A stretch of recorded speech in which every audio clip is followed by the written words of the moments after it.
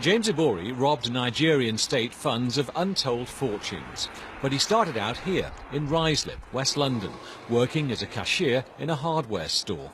He was sacked for allowing his wife to take £200 worth of DIY material without paying. The following year, James Ibori was arrested again, this time for using a stolen credit card.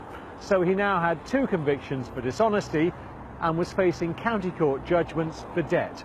It was 1991, and James Ibori fled back to Nigeria. He was broke and at rock bottom. Yet by the end of the decade, James Ibori had managed to become one of the richest and most important rulers in all Africa. The Niger Delta should be one of the most prosperous regions on earth. It produces billions of pounds worth of oil. While the people live in poverty, the riches are skimmed off for the elite. James Ibori fell in with Nigeria's military rulers and became governor of Delta State. His salary was just $25,000, but as leader of the elite, he was soon a wealthy man.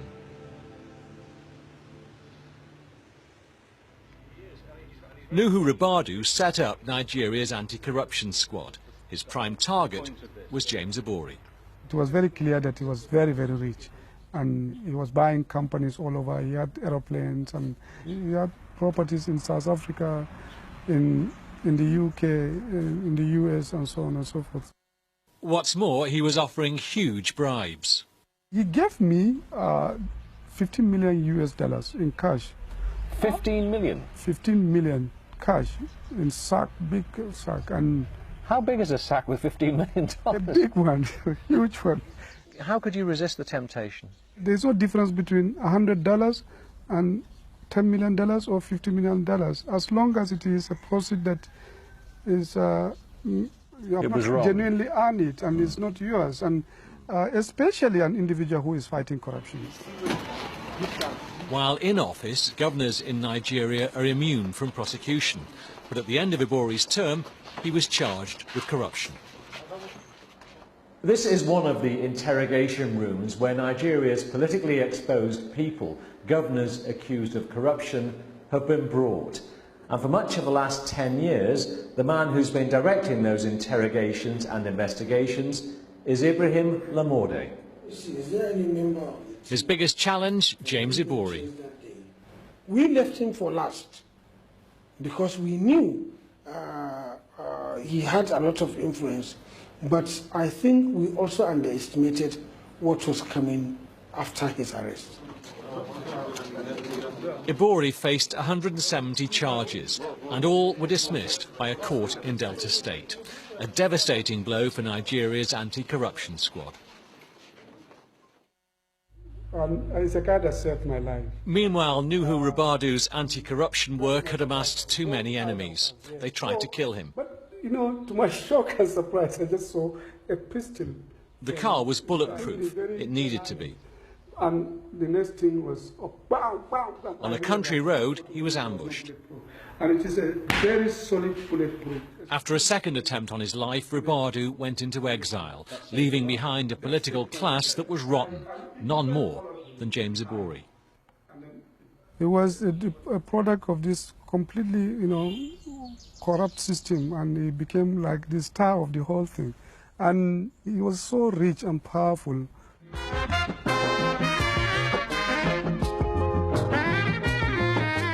With corruption thwarting justice inside Nigeria, 3,000 miles away, there was a breakthrough. Investigators have been following the activities of the bent African politicians, and in particular of James Ibori.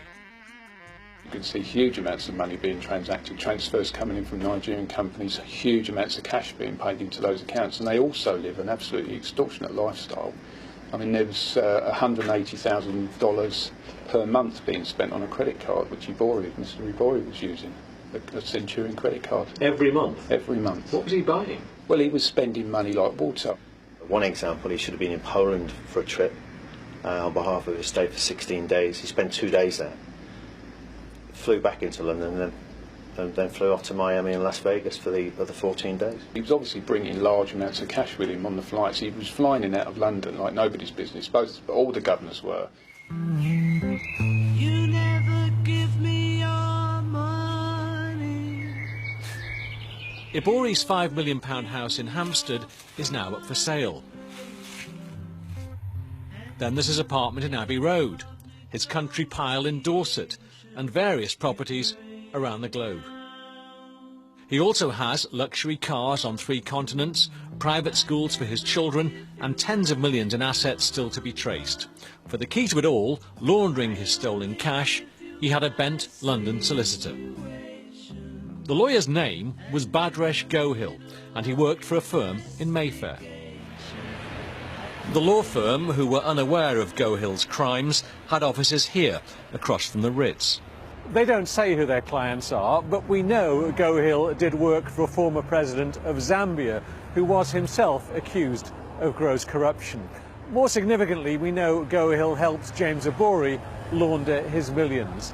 And for that crime, Gohil had particular expertise. Gohil was the money laundering reporting officer for his company, so if there's any suspicions around any of the accounts, from members of staff, for example, they'd have to go to him. He's the compliance man? That's absolutely correct, yeah. When the police raided Gohil's office, they found plans mapping out money laundering scams, all designed to hide Ibori's funds. They were all there on computer hard drives hidden behind a fireplace. One scam described the $5 million deposit for the purchase of Ibori's latest toy, a $20 million private jet.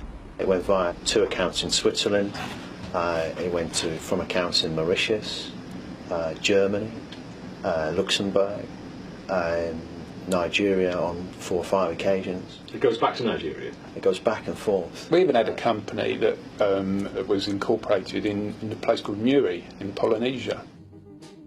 Ibori's wife, his mistress and his sister have already been jailed for money laundering, along with Gohil, who got 7 years. Ibori himself will be sentenced tomorrow.